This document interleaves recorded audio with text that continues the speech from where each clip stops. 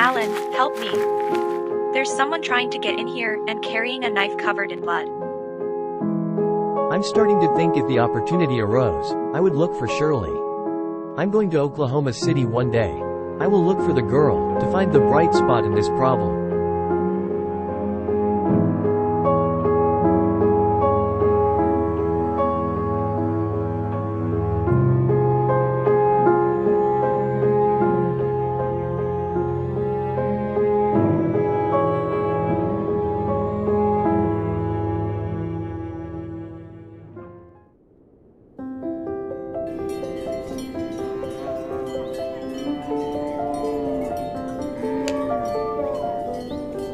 It's the summer of 2007.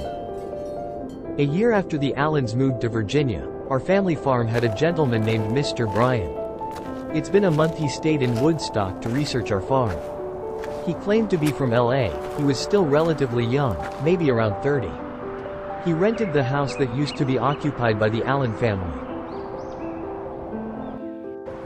Mr. Bryan is a research expert from the Faculty of Ecology and Biology at the University of Los Angeles, California. He wants to help us in developing the farm so that it becomes more modern and of course of high quality. Mr. Bryan was interested in the farm we had. He is a very serious person when it comes to work, but relaxed and friendly while chatting at leisure. I'm actually quite close to him, considering he also often accompanies me when I'm tending the sheep in the pasture. I always relax under the apple tree as usual. Mr. Bryan was seen jogging around the meadow where I tended the sheep. I'm so curious about his activities. Mr. Bryan, what are you doing? Do you always sit there? Let's jog for a while. I'm not surprised. Mr. Bryan does look athletic.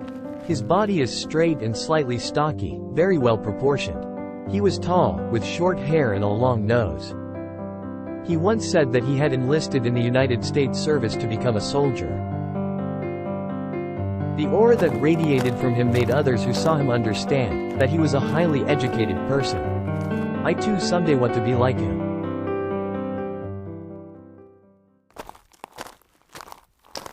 He walked over to me and sat beside me. He looks a little tired, but still very fit. He brought 2 apples that he found while jogging earlier. The apples here are very fresh and sweet. It's better if you make pie. I refused the apple he gave me. I'm tired of eating apples. He just chuckled and continued eating the apple. It seems you really enjoy being a shepherd. I just want to help my dad as best I can. Of course you also have desires and aspirations, right? Of course. What is your goal? Is it to become an animal husbandry expert?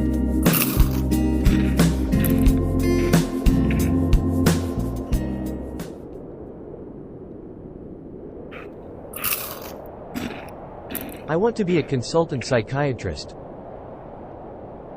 That's great. Ideals that I rarely hear about. In that case, you should continue your schooling to universities that are outside Woodstock, or even outside the state of Vermont. I do want to continue my schooling outside of Vermont. Mr. Bryan stopped his activity of eating apples and seriously asked me, "Where are you going?" "Oklahoma."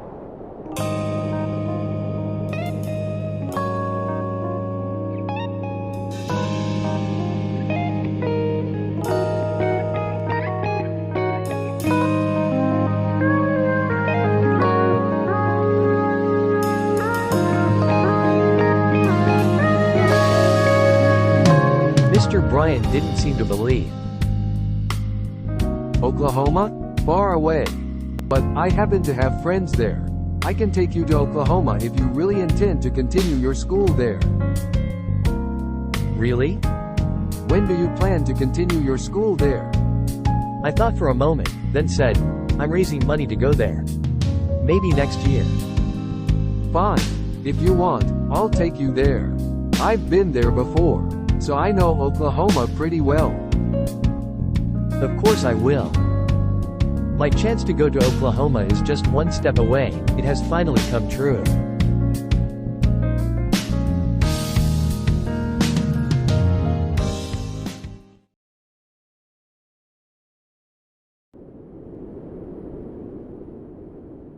The warm wind blowing reminds me of Allan. If it's summer like this, Allan loves to sleep under the apple tree.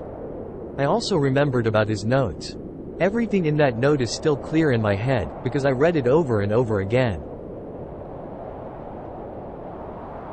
Mr. Bryan, are there no internet cafes in Oklahoma? Of course there are many internet cafes there. In fact, more than Vermont. You won't miss any information there. I was silent for a moment, enjoying the sound of the wind blowing through the trees, plus the sound of the bells from the sheep's necklaces interlocking. Have there been any murders there? What murder? When did it happen? I don't know, maybe 3 years ago. You may be wrong. As far as I know, there was no news about the killings in print at that time. Or maybe about the kidnapping? You are just like a detective. There was no major criminal case that occurred 3 years ago. I was silent to hear the answer. I'm still thinking about Allan's note. Especially about Sherlie.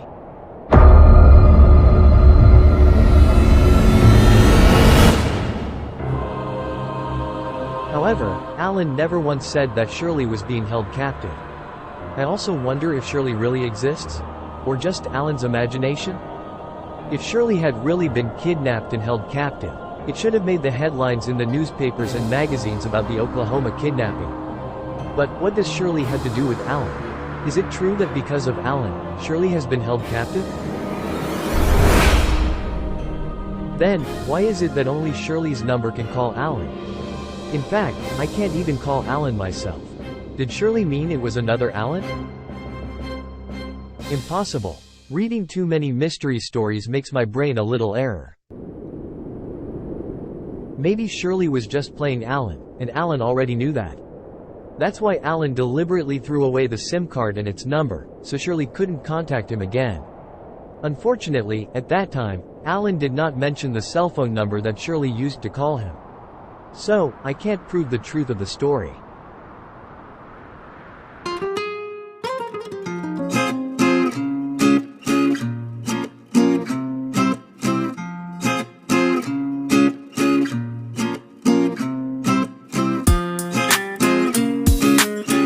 Mr. Bryan was still busy eating the apples he had found.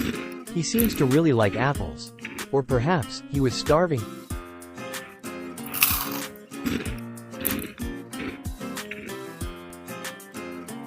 Fresh and sweet.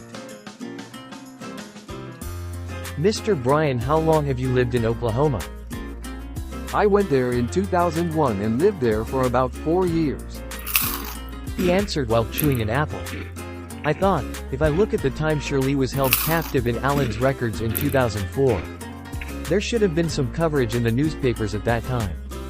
However, Mr. Bryan didn't know it.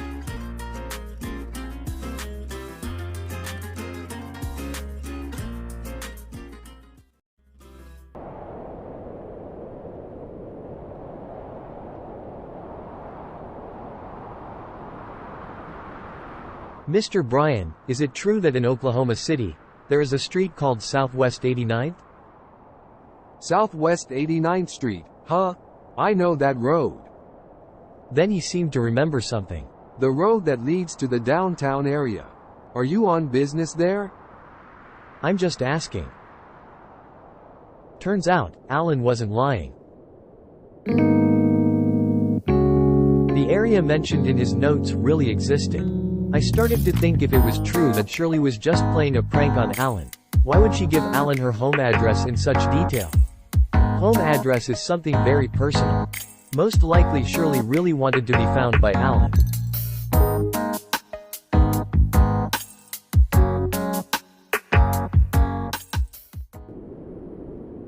I finished my conversation with Mr. Bryan.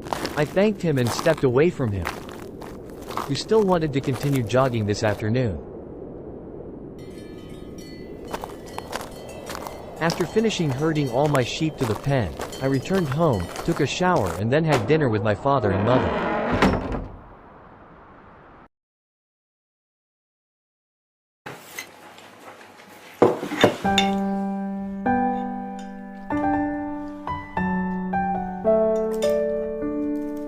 Daddy saw you and Mr. Brian discussing something? I was just talking about wanting to go on to school in Oklahoma. Oklahoma? Isn't it too far? Mr. Brian said he would accompany me there. Are you sure? Dad, I'm sure. I said with confidence. My mother didn't say a word, she just looked at me and waited for my father's decision. When will you be there? Next year, when I graduate from my middle school. I want to go there. My father just kept quiet and finished his dinner. Then, he drank a glass of wine.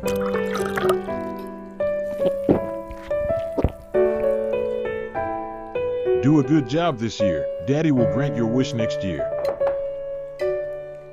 I had no idea. He let me go to school in Oklahoma. My father really cared about my education. Thanks, Daddy, I'll do a good job. What about our farm? I actually do not have the heart to leave my father to take care of this farm alone. Uncle Peter will look after the ranch while you're in Oklahoma. Uncle Peter is my uncle, my father's younger brother. Currently, Uncle Peter is studying to become a master's in animal husbandry at a major university in Vermont. Oh, do you still keep in touch with Allan? Why hasn't he been here since he moved to Virginia? I haven't had any contact with Allan since he moved to Virginia. What happened to them? There was something strange about his family. They had planned their move to Virginia in 2005.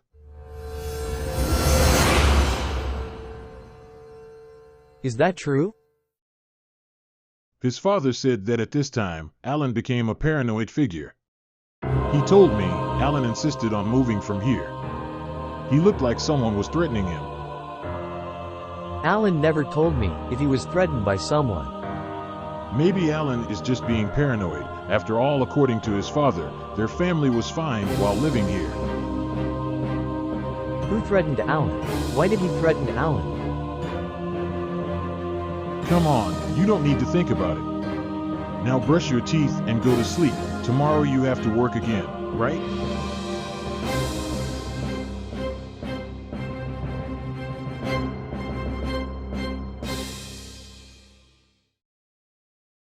Okay, I'm done. I standing up. I immediately went to the bathroom and brushed my teeth, then walked to my room to sleep. Before going to sleep, I still had time to reread the notes written by Allan. The beginning of all this incident is Sherlie. I have to find her, and get answers to all the events that Allan wrote about. I copied down Sherlie's address in Oklahoma City and saved it on my phone. I also saved Allan's number that he used to communicate with Sherlie.